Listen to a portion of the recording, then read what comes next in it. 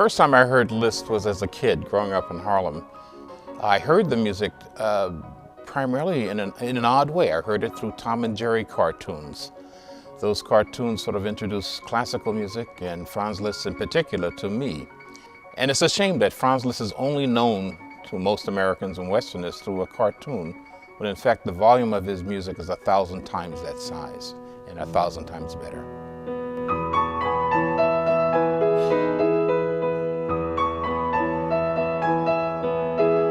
There's a great deal of his music that is rarely performed, rarely recorded, and here in the bicentenary of his birth, I hope through this documentary that we can take a look at that incredible body of music and that incredible life that influenced 3 centuries of artists and political figures.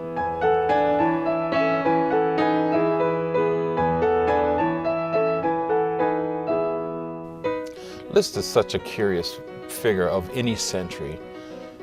I think part of his celebrity has to do with the fact that his music was flamboyant. It was a music that cut across national boundaries. He was ethnic Hungarian, essentially achieved his celebrity as a Frenchman, learned French, spent the bulk of his middle years as a German artist in Weimar, became an abbé, a priest in Italy, in Rome.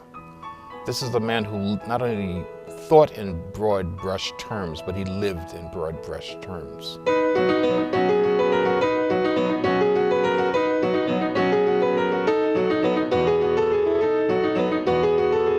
It was the life of a man who involved himself not just with other composers, but with writers, a man who involved himself with politicians. He knew all 6 popes of the 19th century intimately.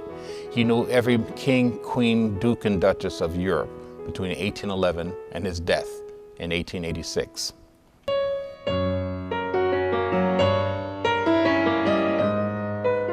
There are stories and recollections of Liszt being met at the train depot by crowds of 1,000 who serenaded him to his hotel, of his performing a piano recital and women swooning as he played, men challenging him to duels. This was a man who knew his time, who in a sense knew media long before the 20th century.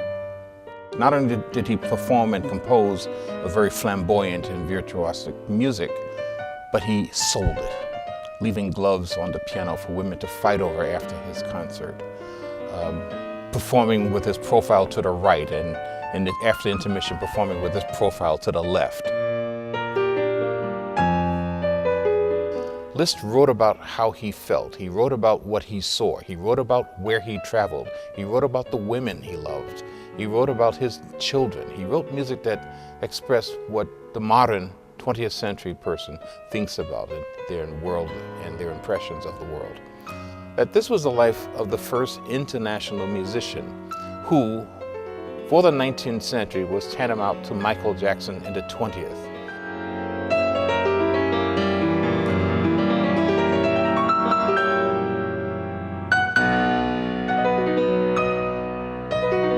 We hope this film reflects some of the dynamism of his life, the fact that he was indeed an international musician, born ethnic Hungarian, learned French, conducted in Germany, and traveled through Russia.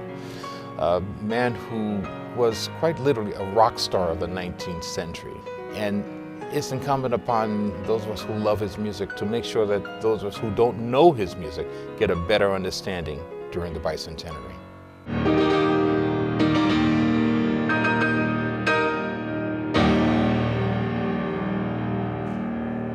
Bravo!